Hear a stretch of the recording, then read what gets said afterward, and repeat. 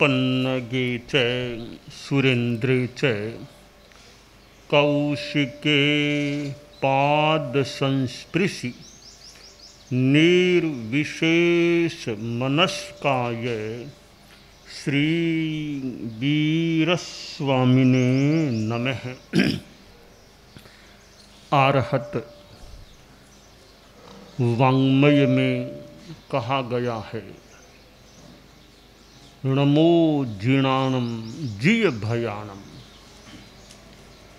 उन जिनों, बीतरागों, जिनेश्वरों को, तीर्थंकरों को नमन है जिन्होंने भय को जीत लिया है। वह आदमी बहुत सुखी हो सकता है जिसको किसी भी प्रकार का, किसी भी ओर से भय नहीं होता है, पूर्णतया अभय बन जाता है। न मौत का भय है, न रोग का भय है, न अपमान का भय है, न रात में अंधकार का भय है, किसी प्राणी से भय नहीं है। इस प्रकार जो पूर्णतया अभय हो जाता है वो सुख का संभवतः एक बड़ा आयाम या एक आयाम प्राप्त कर लेता है। डरना कमजोरी है तो डराना भी गलत है। सामान्यतया न डरना चाहिए न किसी को डराना चाहिए कि मैं डरता नहीं, अभय हूँ, अच्छा है, पर किसी को डराओ भी मत, तकलीफ मत दो, भयभीत मत करो। तो अभय में डरना नहीं, यह एक पार्ट है अभय का। अभय का दूसरा पार्ट है किसी को डराना भी नहीं चाहिए। न डरना और न डराना, ये दोनों पराकाष्ठा को प्राप्त हो जाते हैं तो अभय की परिपूर्णता हो जाती है।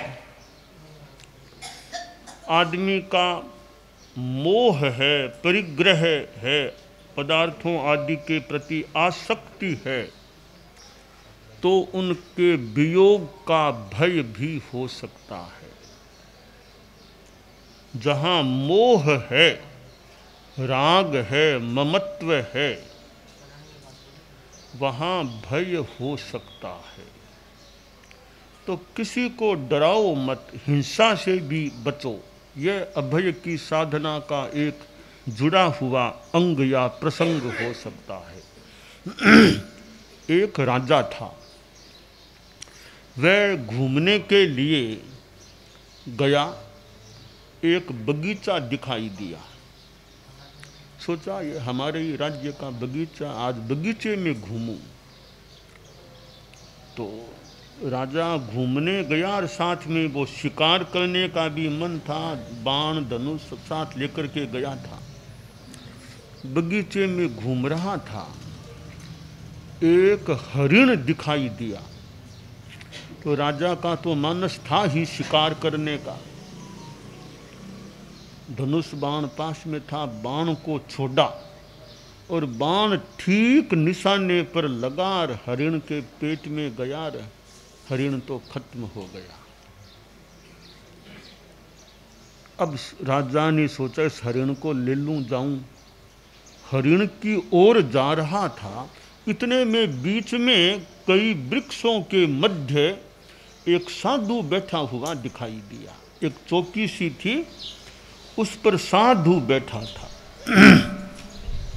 साधु तरुणावस्था में, मतलब 30-35 वर्ष का यूँ साधु, युवा साधु ध्यान में बैठा था, पद्मासन लगाया हुआ, आंखें मूंदी हुई, जिन मुद्रा, बीतराग मुद्रा हाथों की, शरीर की प्रतिमा की भांति स्थिरता थी। तो साधु ध्यान मग्न एकदम स्थिर बैठा था। तो राजा ने सोचा ये जो हरिण अभी जिसको मैंने मारा था वो इस साधु का पाला हुआ तो कहीं नहीं है ना, साधु का है तो बड़ा गलत काम हो गया। साधु का हरिण मार दिया, अपराध हो गया। साधु मेरे से कहीं नाराज हो कुपित हो जाएंगे तो मुझे अभिशाप दे देंगे। साधु से माफ़ी मांग लूँ कि मुझे माफ़ कर दे, मुझे अभिशाप श्राप कुछ नहीं दे दे। अभी तो आंखें बंद है, बात कैसे करूं? सोचा खड़ा रहूं, आंखें जब खोले तब बात करूं। कुछ देर राजा खड़ा रहा, फिर साधु ने ध्यान संपन्न किया, ओम। आंखें खोली, आंखें खोली, राजा सामने खड़ा था, हाथ जोड़ लिए। साधु ने राजा को देखा, राजा ने साधु को देखा और राजा प्रणत हो गया, वंदन किया। बोला मुनिवर, शायद एक अपराध मेरे से हो गया है। उस अपराध जो शायद हो गया उसकी माफ़ी के लिए मैं भीख मांग रहा हूँ। कौन सा अपराध हो गया? बाबा वो एक हरिण इधर यूँ था, मैंने बाण चलाया, हरिण मर गया है। वो हरिण मन में आया आपका हो सकता है, मैं तो आपका ही मान रहा हूँ, आप यहाँ ध्यान में हो तो आपका ही होगा, तो वो मैंने मार दिया है। आप मुझे माफ़ी की भीख दे दो, मुझे श्राप मत देना, माफ़ कर दो। साधु तो अहिंसा मूर्ति, दया मूर्ति।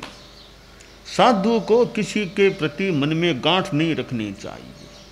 साधु दुनिया के विशिष्ट पुरुष होते हैं। कोई अपराध कर ले, मान लो रास्ते में कोई वाहन से साधु के टक्कर लग गई, साधु के टक्कर लग गई, आसपास पुलिस थी वो भी आ गई, वाहन वाले को रोका कि भी साधु के लगा दी ना तुमने। पुलिस ने कहा महाराज बयान लिखाओ, आप बयान लिखाओ, इसको इस पर प्रक्रिया करेंगे, कार्रवाई, आप बोलो क्या क्या गलती किसने। तो साधु कहता है भाई कोई बयान मुझे नहीं देना है, जो भी होगा मुझे कोई बयान देकर इसको फंसाना नहीं है, मैं कुछ नहीं बोलना चाहता, मेरी ओर से कोई मांग नहीं है कि इसको दंड दो, हम साधु हैं, हमें आगे जाने दो। कोई तकलीफ है तो चिकित्सा की बात सोच सकेंगे, करा लेंगे, आराम कर लेंगे, करना होगा यथासंभव, पर हमें इस पर कोई पुलिस में और में कुछ नहीं लिखाना है। यह साधु की साधुता है। हम तो क्षमा धर्म वाले हैं, जो भी हुई गलती हुई जो भी हुई, हमें कोई पुलिस में कोई कुछ भी शिकायत नहीं लिखाना है, न हमें कभी कोर्ट में किसी की शिकायत लेकर जाना। हम साधु हैं, यह साधु का साधुता का धर्म है। तो वह युवा साधु बोला कि राजन मेरी ओर से तुम्हें पूर्णतया अभयदान है, मैं कुछ भी तुम्हारा अहित नहीं करने वाला हूँ, कोई श्राप अभिशाप नहीं देने वाला हूँ, तुम बिल्कुल चिंता मत करो, कुछ नहीं करने वाला हूँ। परंतु राजा मैं तुम्हें उपदेश देना चाहता हूँ कि तुम भी अभय दान देना सीखो। यूँ प्राणियों को शिकार के द्वारा मारना नहीं चाहिए। तुम भी प्राणी तो वो भी प्राणी है ना, बेचारे हिरण यहाँ मान लो घूम रहे हैं, क्रीड़ा कर रहे हैं, निश्चिंत होकर यहाँ बगीचे में कोई है, आप उसको मारते हो। ये आप, मैं कोई नाराज नहीं, कोई अभिशाप कुछ, मैं आपको उपदेश साधु के नाते उपदेश दे रहा हूँ कि अहिंसा के धर्म को स्वीकार करो। कि वो तो आप गृहस्थ हो, पर कम से कम जो हिंसा छोड़ सकते हो, अमुक प्राणी को मारना करना, शिकार के रूप में किसी को नहीं मारना। राजा ने कहा महाराज आप मुझे प्रण नियम दिला दो, इस क्षण के बाद जिंदगी में कभी भी शिकार का काम नहीं करूँगा। मुनि ने राजा को इस इतनी सीमा में अहिंसा का नियम दिला दिया, कभी शिकार नहीं करना। 7 व्यसनों में व्यसन है शिकार तो, द्यूतम च मांसम च सुरा च वेश्या पापाद चौर्यम परदार सेवा एतानि सप्तम व्यसनानि लोके घोराति घोरम नरकम नयन्ति। 7 व्यसन यहाँ बताए गए। जुआ खेलना एक व्यसन है, मांस का वो व्यसन है, मदिरा व्यसन है, ऐसे 7 व्यसन है। तो उनमें एक शिकार भी व्यसन है, चोरी भी पाप व्यसन है। तो शिकार का त्याग करा दिया। अब यह है एक छोटा सा अभय दान हो गया कि मैं शिकार के रूप में किसी को भी नहीं मारूंगा। तो दूसरों को डराओ मत, तकलीफ मत दो, प्राणी को बिना मतलब तकलीफ मत दो, भयभीत मत करो, और खुद भी डरो मत, समता में रहो, शांति में रहो। और तो क्या, एक कुत्ता मानो सो रहा है, सो रहा है, प्राणी है, उसको भी नींद थोड़ी आती हो, सो गया। अब सो गया तो उसको बिना मतलब उठाने का, जगाने का प्रयास क्यों करे? वो भी आराम कर रहा है, किसी के आराम में बाधा क्यों डाले? तो कुत्ते को भी अब हम कांकरा कोई आप लोग फेंकेंगे, लाठी करेंगे, बेचारा डर के उठेगा यूँ, तो उसको भी बिना मतलब कुत्ते को भी डराना नहीं चाहिए। सो रहा है, वो भी प्राणी है। कबूतर भी बैठा है, शांति से बैठा है, जहाँ तक हो सके उसको भी उसकी शांति में भी बाधा पैदा नहीं करे। क्या करेगा?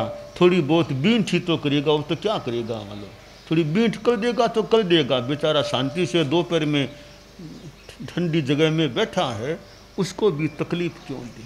यूँ प्राणियों के प्रति हमारी अहिंसा की भावना, दया की भावना, कि प्राणियों को, अब आप मान लो जा रही हो, अब इधर चींटियाँ है, मान लो इधर चींटियाँ नहीं है, तो भी रास्ता इधर से भी है ना, इधर से भी सीढ़ियाँ, इधर दोनों सीढ़ियाँ है, इधर चींटियाँ बहुत है, तो वो भी तो रास्ता है।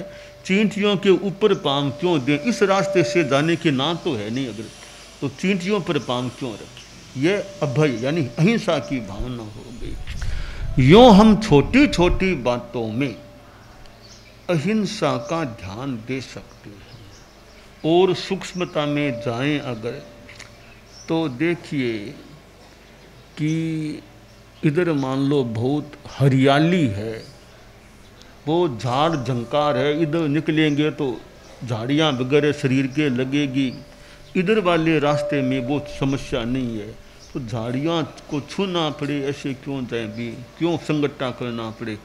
इस रास्ते से ज़्यादा फर्क भी नहीं है। वनस्पति काय को भी तकलीफ न पड़े, क्यों? वनस्पति भी सजीव मानी गई, तो उसको छुएंगे। इसलिए साधु लोग हैं कि दूब है, साधु को दूब के ऊपर से नहीं जाना चाहिए, वो भी टालना, दूब के ऊपर पाँव नहीं, वो वनस्पति है। यो स्थावर जीव हैं, उनके प्रति भी कैसे अहिंसा रखें। तो यह छोटी छोटी बात है, थोड़ा सा ध्यान देने से हम आप लोग गृहस्थ हिंसा से बच सकते हैं, तो उस हिंसा से बचने का प्रयास करना चाहिए। अब पानी है, आपको स्नान करना है, आप 1 बाल्टी 1.5 बाल्टी से आपका स्नान आराम से, तो ज़्यादा 2.5, 3, 4 बाल्टी पानी को क्यों बहाएं? नल खोल के इतना भी सीमित पानी से आपका काम हो सकता है। ज़्यादा अनावश्यक पानी का व्यय, अपव्यय क्यों हो? तो ये पानी के व्यय से भी बचा जा सकता है, अपकार की हिंसा से बचने का प्रयास किया जा सकता है। तो यह अभय की बात है, खुद भी डरना नहीं, शांति में रहना अभय है। प्राणियों के प्रति मैत्री की भावना, और प्राणियों को बिना मतलब तकलीफ कष्ट न हो। आप एक मोहल्ले में रहते हैं, पड़ोसी हैं, तो भी पड़ोसी को हमारी ओर से कोई तकलीफ न पड़े, बिना मतलब पड़ोसी पास पास रह रहे हैं, तो किसी को तकलीफ न पड़े। हमारी ओर से कोई तकलीफ हो रही हो तो उसको भी रोकने की चेष्टा करें कि पड़ोसी को हमारी ओर से कष्ट न हो, तकलीफ न हो। तो यूँ हम अहिंसा का ध्यान दें, भी किसी को डराना नहीं, किसी को हमारी ओर से तकलीफ न पड़े। पड़ोसी है तो सद्भावपूर्ण व्यवहार रखें, और मौके पर कहीं धार्मिक आध्यात्मिक भी सहयोग हो सके, धर्म की चर्चा, धर्म की बातें करें, धर्म का संदेश एक दूसरे को दें, तो यूँ धार्मिक आध्यात्मिक सहयोग करने का प्रयास कर सकें तो करें, परंतु किसी को तकलीफ नहीं दें। तो यह जो जैन धर्म में अभय की, अहिंसा की बात आती है, जैन धर्म में तो प्राणियों को छोटे छोटे स्थावर काय, पृथ्वी काय, अप काय, तेजस काय, वायु काय, वनस्पति का, ये स्थावर जीवों का भी वर्णन आता है। त्रस्काय तो मान ले स्पष्ट है, कीड़े मकोड़े तो मान लो और भी जीव है, स्पष्ट है जीव दिख रहे हैं, पर जो जीव के रूप में साफ दिखाई नहीं देते हैं उनको भी जैनिज्म में जीव माना गया है कि पानी भी सजीव है माना गया। वर्षा गिर गई है तो साधु को यूँ वर्षा में खड़े नहीं रहना, वर्षा भी पानी के जीवों की। अब मुख भस्त्रिका क्यों बांधते हैं? पानी के जीवों की हिंसा से बचना है तो वर्षा में खड़ा नहीं रहना साधु को। तो वायु का की बात जो हमारी परंपरा में है, थानकवासी परंपरा में, तेरा पंथ में भी, खुले मुंह बोलने से जीव की हिंसा, जो मुख भस्त्रिका की परंपरा चल गई।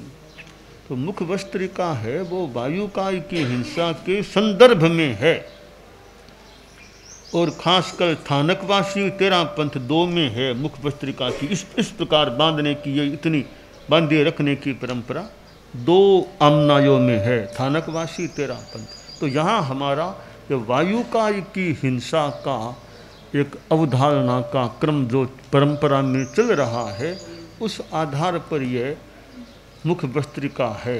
और अन्य दृष्टि से देखें तो मास्क का काम भी, मास्क के रूप में भी काम आ जाती है। मुंह के बांध ली, आधा पूना तो मास्क हो गया हमारा, आधा पूना तो मास्क ऐसे ही हो गया, मुख भस्त्रिका बंदी हुई है। अब नाक का थोड़ा और ध्यान दे लें तो कितना बड़ा मास्क। तो यह हमारे लिए तो वैसे अहिंसा की दृष्टि से है। तो यह जैनिज्म में जो इतना सूक्ष्म अहिंसा का ध्यान दिया गया है कि चलो तो देख देख कर कोई चींटी भी मर न जाए। साधु के इरिया समिति है, श्रावक के भी सामायिक है, चलना है तो बिना देखे नहीं चलना चाहिए। भी कोई कीड़ा रात में अंधेरा आए तो बिना पूंजे चलना नहीं, और ऐसे भी जितना कम चलना हो अच्छा रात में, ताकि जीव हिंसा अब दिक् परिमाण है कि श्रावक के 12 व्रतों में छठा दिक् परिमाण है। ऊपर में इतनी दूर से ज़्यादा नहीं जाना, तिरछी दिशा में इतनी दूर से ज़्यादा नहीं जाना। ये एक तरह से यात्रा की सीमा, इतनी दूर से ज़्यादा नहीं जाना। इसमें भी संयम की बात है, अहिंसा की बात भी हो सकती है। इतनी सीमा से आगे के प्राणियों की हिंसा का तो अपने आप प्रयोजन हो गया कि भी मुझे जाना ही नहीं। इतनी प्लेन की सीमा कर ली, महीने में 1 बार से ज़्यादा प्लेन की यात्रा नहीं करूँगा, आज तो बिल्कुल नहीं करूँगा, आज नहीं कोई प्रोग्राम, आज बिल्कुल त्याग है। तो यूँ त्याग करने से हिंसा का भी परिसीमन हो जाता है, संयम हो जाता है। तो श्रावक के 12 व्रतों में भी ये अहिंसा संयम की बात जुड़ी हुई है। तो ये शास्त्र में जो कहा गया, नमो जिणाणम जिय भयानम, उन जिनों को नमस्कार है जिन्होंने भय को जीत लिया है। तो यह कच्छ प्रदेश, और जहाँ लोगों में धार्मिक भावना, त्याग, प्रत्याख्यान और धार्मिक संस्कार, और हमारे परम पूजनीय आचार्य श्री रायचंद जी स्वामी तीसरे गुरुदेव परम पूजनीय पहली बार हमारे आचार्यों में कच्छ में पधारे थे। और फिर हमारे धर्म संघ के 7म आचार्य मुनि अवस्था में दालगणी श्री दाल मुनि के रूप में कच्छ में पधारे, और 3 यात्राएं उनकी कच्छ की हुई, और संभवतः 5 चतुर्मास हुए। ये फतेहगढ़, आगे फतेहगढ़ है, ये बेला है, उनके चतुर्मास के क्षेत्र हैं। फतेहगढ़ बेला ये खास उनके चतुर्मास के क्षेत्र हैं। 3 यात्राएं हुई, 5 कुल चतुर्मास संभवतः उनके हुए थे।